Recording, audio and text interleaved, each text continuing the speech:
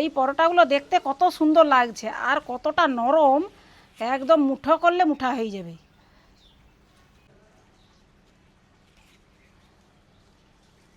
Leg পিসটাও না দারুণ আছে। নমস্কার বন্ধুরা, বাঙালিয়ানায় সবাইকে স্বাগত জানাই আরও একটি নতুন মজাদার রেসিপি দেখার জন্য। বন্ধুরা, আজ আমি একটা নতুন ধরনের পরোটা তৈরি করব।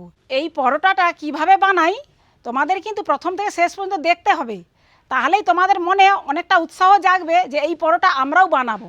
আর এই পরোটা দেখতেও যেমন সুন্দর, খেতেও খুব সুন্দর লাগবে। অসংখ্য লেয়ারযুক্ত নরম তুলতুলে এই পরোটা। আর কথা বলে দেরি করব না, চলো রান্নাঘরে এবার চলে যাই। রান্নাঘরে তো চলে এলাম। এবারে রান্নাঘরে আমি কিছুটা ময়দা নিয়েছি, এখানে 600 গ্রামের মতো ময়দা আছে। দিয়ে দেবো পরিমাণ মতো নুন, 1 চামচ গুঁড়ো করা চিনি। এই চিনি আর নুন ভালোভাবে মাখিয়ে নেব। এইবারে এই ময়দার মধ্যে দিয়ে দিব এই চামচের 4 চামচ তেল। এখানে আমি রিফাইন তেল দিচ্ছি, তোমরা চাইলে এখানে রিফাইন তেলের পরিবর্তে ঘিও দিয়ে করতে পারো।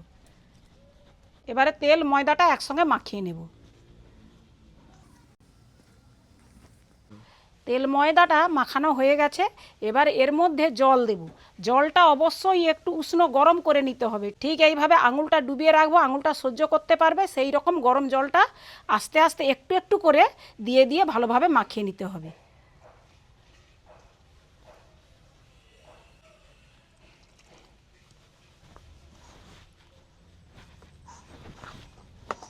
এইবারে ময়দার ওপরে একটু সাদা তেল দিয়ে আবারও ভালোভাবে চারিপাশে লাগিয়ে আর একটু ঠেসে নেব। এবারে এইভাবে ঢাকা দিয়ে আধ ঘন্টা রেখে দেব। আধ ঘন্টা পরে আবারও চলে এলাম। এবারে দেখে নিব ময়দা থাসাটা যে ঠেসে রেখেছিলাম অনেকটাই বেশ নরম হয়ে গেছে। এর মধ্যে এবারে লিচি কাটবো।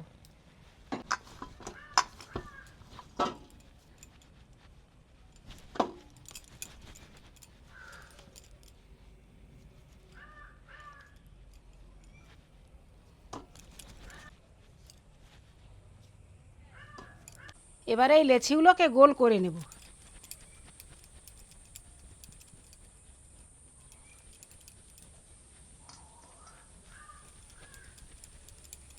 এবারে আবারও ঢাকা দিয়ে রেখে দেব। এই ফাঁকেই বাটির মধ্যে 2 চামচ কর্নফ্লাওয়ার নেব আর বেশ কিছুটা সাদা তেল এর মধ্যে দিয়ে দিব। এবারে ভালো করে গুলিয়ে নেব, দুটোতে একসঙ্গে একদম মিশিয়ে নেব ভালোভাবে। আর একটু তেল লাগবে।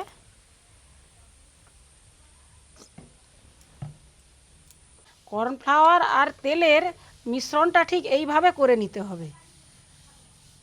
এবারে পরোটাগুলো বেলে নেব, সেই জন্য কিছু ময়দা প্রথমে দিয়ে দেব। আবারও এইটা ঢাকা দিয়ে রাখবো।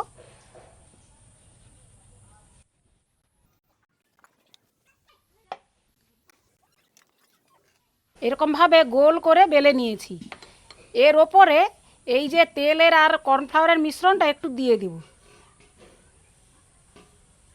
দিয়ে হাত দিয়ে ভালো করে চারিপাশে মাখিয়ে দিব।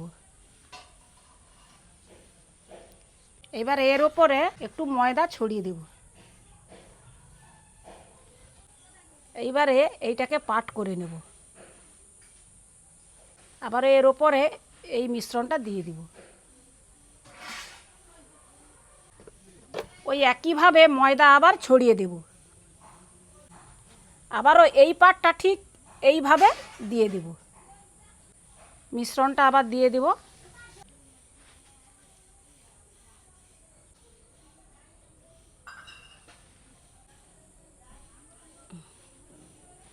সব লেচিগুলোই পাট পাট করে নিয়েছি। এইবারে এইগুলোর একটা একটা নিয়ে আবারও বেলে নেব।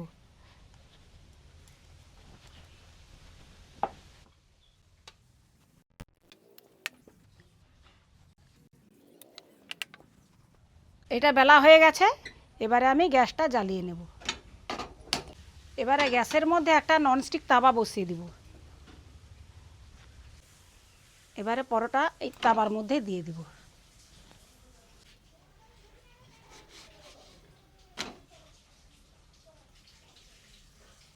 এইবারে তেল দিয়ে দিব।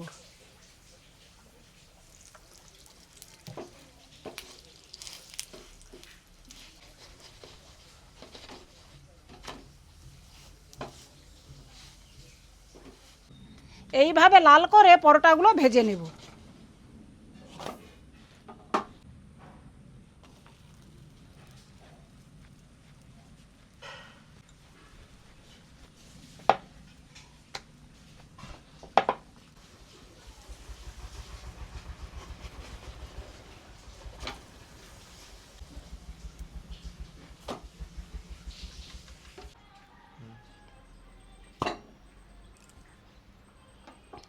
তো তৈরি আমাদের গরম গরম লেয়ার পরোটা।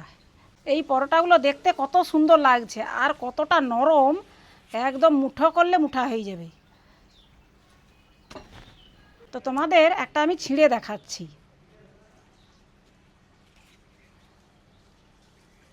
কতগুলো লেয়ার আছে, শুধু পাটকে পাট কতগুলো লেয়ার। তো বন্ধুরা, পরোটাগুলো তো ভাজা হয়ে গেল, আর পরোটা খাবো কি দিয়ে? দুপুরবেলা কিন্তু রান্না করেছিলাম চিকেন চাপ, আর সেই চিকেন চাপ দিয়ে ছেলেকে যখন ভাত দেই, তো ছেলে বলল তুমি ভাতের সঙ্গে চিকেন চাপ করেছো, দুটো তো পরোটা বানালে হতো। সেই জন্য আমি বিকেলবেলা পরোটা বানিয়েছি। ছেলে অবশ্য জানে না যে পরোটাটা আমি করছি। তো চিকেন চাপ দুপুরের একটু বেশি আছে, সেইটা দিয়েই পরোটাটা খাওয়া হয়ে যাবে। তো আমার ছেলেকে ডাকি, বিকেলে তো একটু টিফিন করেই, তো ডেকে ওকে টিফিনটা দেই। কচি, কচি রে। ও মা, ডাকছিলে আমাকে? হ্যাঁ, কি বানিয়েছো নাকি? সেই চিকেন চাপ বানিয়েছিলাম না, হ্যাঁ। দুপুরের তরকারি তো অনেকটাই বাড়ছে। আচ্ছা, সেই চিকেন চাপটা বাড়ছে। হ্যাঁ, তাহলে বাস, ওই তো পরোটাটা দিয়ে আজ খাওয়া হয়ে যাবে এত বেলা। হ্যাঁ, তুই তখন বলছিলি, ওই জন্য বলি না, আমার একটু মনে লাগলো যে না, সত্যি দুটো পরোটা করি। তাহলে বসে পড়ি, আর দেরি করে লাভ নেই। গরম গরম পরোটা আর হ্যাঁ। তরকারি চিকেন চাপ। দুপুরে তো আমরা ভাতের সঙ্গে এটা খেয়েছিলাম, এবার ভাতে অতটাও ভালো লাগেনি। আর এই চিকেন চাপ সবসময় পরোটা রুটির সঙ্গে একটু বেশি ভালো লাগে।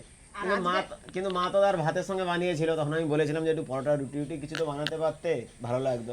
সেই জন্য এতলা মা বানিয়েছে। দাও, কিরকম খেয়ে দেখি। এক পিসই এখন দাও, এক পিস খাই। বাহ, এটা কি পরোটা মা?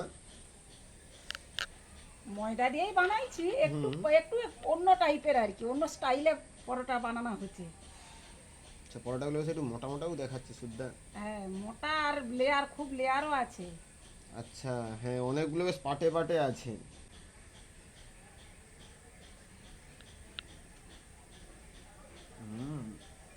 এইবারও ভালো লাগছে। পুরো একদম সেরা লেগেছে এইবার। দুপুরবেলা তো ভাতে খেয়েছিলাম, অতটা মানে যেমন ভাতে একটা মাংস দিয়ে খেলে যেরকম লাগে, কিন্তু এইসব একটু যে চাপ টাইপের কোনো জিনিস পরোটা বা রুটিতেই একদম পারফেক্ট। লেগ পিসটা কিন্তু আমার দারুণ আছে। লেগ পিসটা একটু খেয়ে দেখি।